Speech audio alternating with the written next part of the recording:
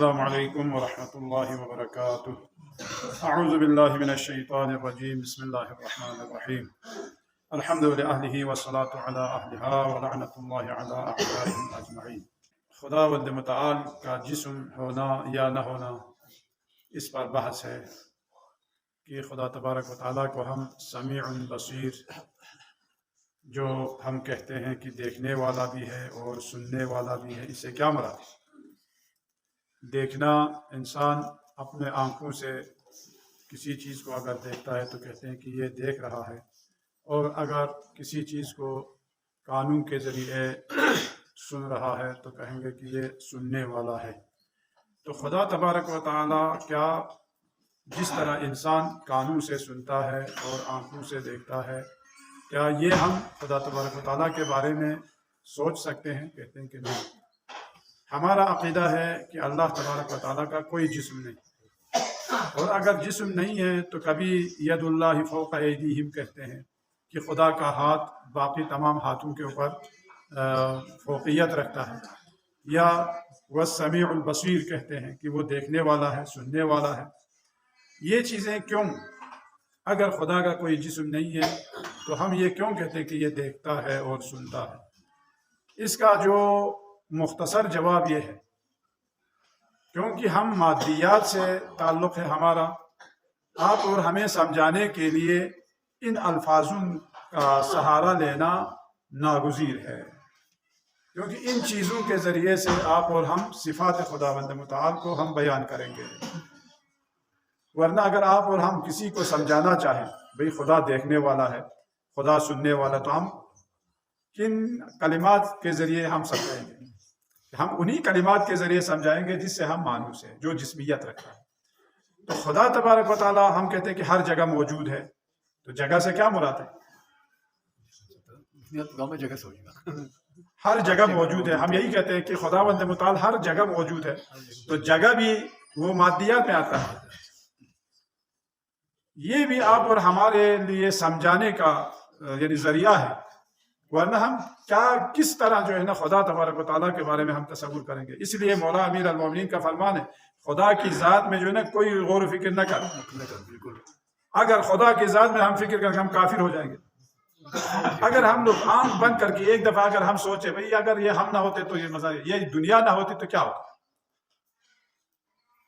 اگر یہ دنیا نہ ہو، یا کوئی ملائک نہ ہو، فرشتے نہ ہو، یا جن و انس نہ ہو، کچھ بھی نہ ہو، تو پھر کیا ہوگا؟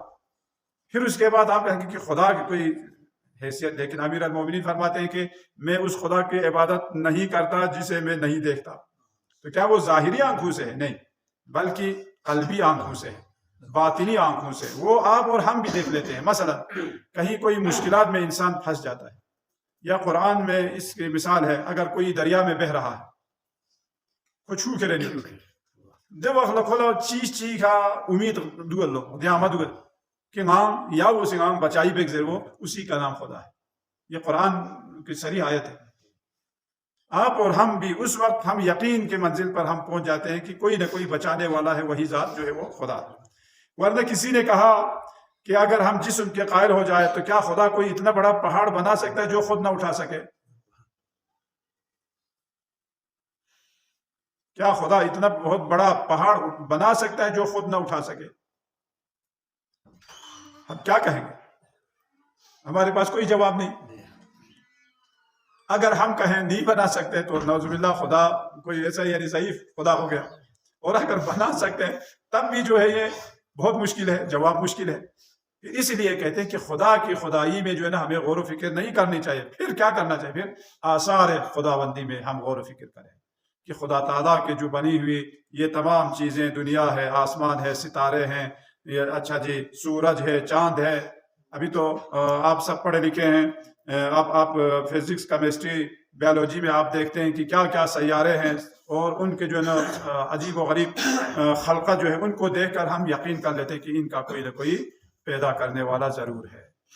اس یہاں سے ہم یقین کر لیتے ہیں۔ اسی لیے کل جو پرچے میں آیا تھا کہ اصول دین میں تقلید جائز ہے یا نہیں، یہ سوال آیا تھا کل آپ کے جو ہے وہ جامع تعلیمات اسلامی والوں کا جو امتحان تھا، بچوں کے لیے یہ سوال آیا تھا کہ اصول دین میں تقلید جائز ہے یا نہیں۔ اصول دین میں تقلید جائز نہیں ہے۔ کیوں نہیں ہے؟ کیونکہ اسے عقلی طور پر آپ اور ہمیں یقین کر لینا پڑے گا۔ یہ نہیں کہہ سکتا کہ خدا ایک ہے، کس نے کہا؟ دیکھو جی مولوی صاحب نے کہا ہے یا ہمارے استاد نے کہا ہے اس لیے ہم خدا کو ایک مانتے ہیں، یہ نہیں ہو سکتا۔ خدا نے آپ کو عقل دی ہے، اب آپ عقلی طور پر آپ کو یہ یقین کر لینا چاہیے کہ کوئی نہ کوئی خالق ہے جس نے مجھے خلق کیا ہے، یا کوئی نہ کوئی خالق ہے جس نے اس آسمان و زمین کو پیدا کیا ہے۔ ایسا تو نہیں کہ یہ ایسے ہی وجود میں آیا ہو۔ تو یہ تمام چیزیں جو ہے، ان تمام چیزوں کو دیکھ کر آپ اور ہم یقین کر لیتے ہیں کہ کوئی نہ کوئی خدا ضرور ہے۔ پھر یہ نظریہ کہاں سے آ گیا کہ خدا جسم رکھتا ہے؟ تو کہتے ہیں کہ یہ نظریہ یہودیوں سے آیا ہے۔ وہ لوگ تقریباً ان چیزوں کے بارے میں ان کا عقیدہ تھا کہ خدا کوئی نہ کوئی جسم رکھتا ہے، بلکہ کہتے ہیں کہ قیامت کے دن عرش پر جو ہے نا خدا تبارک و تعالیٰ کا پیر رکھے ہوں گے، اور اس عرش کے نیچے مثلا جو فرش ہے یا جو اس قسم کی چیزیں، یا بعض کہتے ہیں کہ قیامت کے دن اللہ تبارک و تعالیٰ اپنا پیر جو ہے نا جہنم، وہ حل میں مزید جب کہے تو اپنا جب پیر ڈالتے ہیں تو اس کے بعد جو ہے نا جہنم خاموش ہو جاتے ہیں۔ اس قسم کے جو ہے نا نظریات ہیں۔ یہ اہل سنت میں بھی یہ نظریہ کہ قیامت کے دن خدا تبارک و تعالیٰ کو دیکھا جائے گا۔ یہ ہمارا عقیدہ نہیں ہے، مکتب تشیع کا عقیدہ یہ ہے کہ وہ خدا تبارک و تعالیٰ کو کبھی نہیں دے سکتا۔ اگر ظاہری آنکھوں سے دیکھنے والا اگر ہو تو وہ تو شے، یہ مادیات کی خصوصیات میں سے ہے۔ مادیات تو آپ دیکھ سکتے ہیں لیکن غیر مادیات کو آپ نہیں دیکھ سکتے، اور ہر نہ دیکھنے والے سے کیا آپ انکار کر سکتے؟ یہ بھی نہیں ہو سکتا۔ جس طرح ابو حنیفہ نے ایک دفعہ اپنے درس میں اشکال کیا کہ امام جعفر صادق علیہ السلام،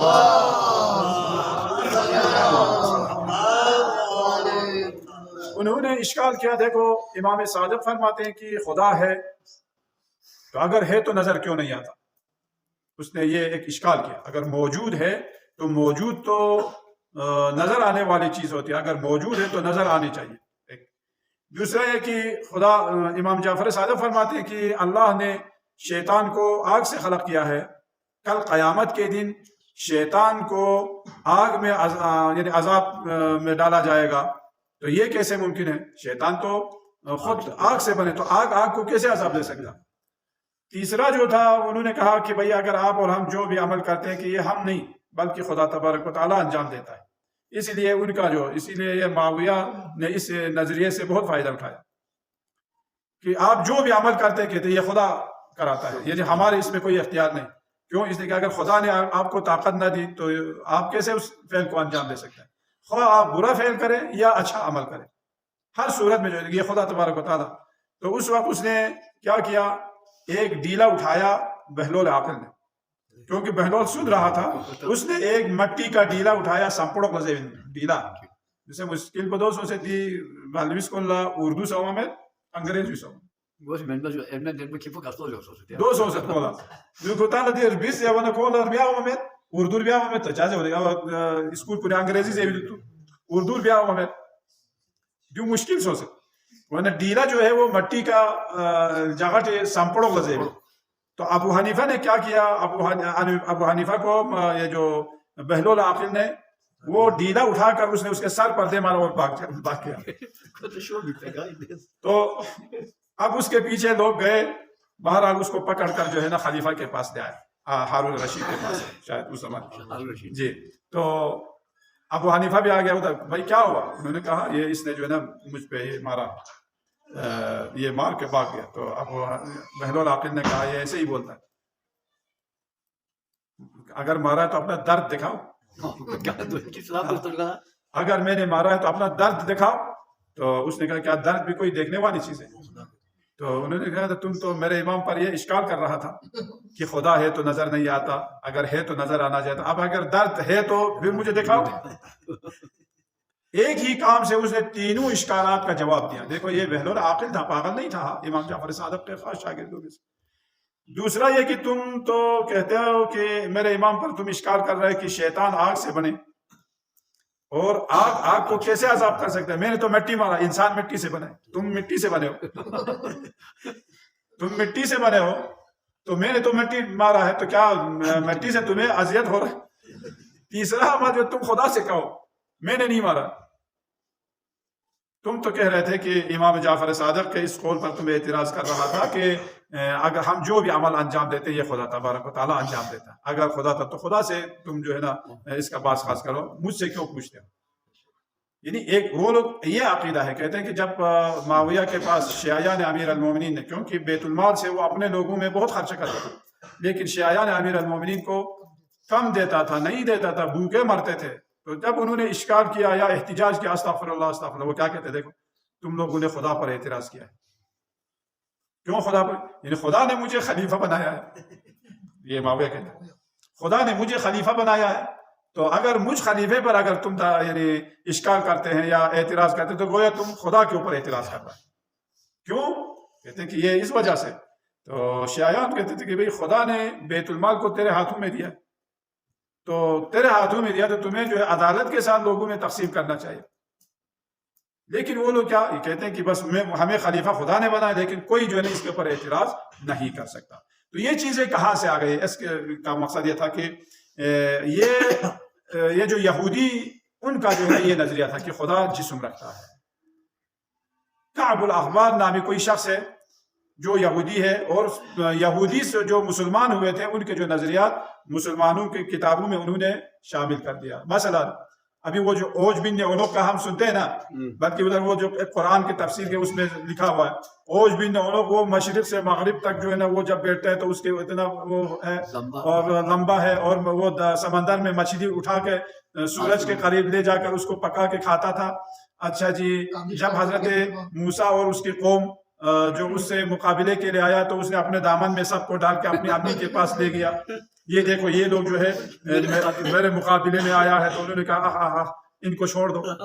اس کی امی نے جو ہے سفارش کی اس کو چھوڑ. یہ تمام اسرائیلیات ہے.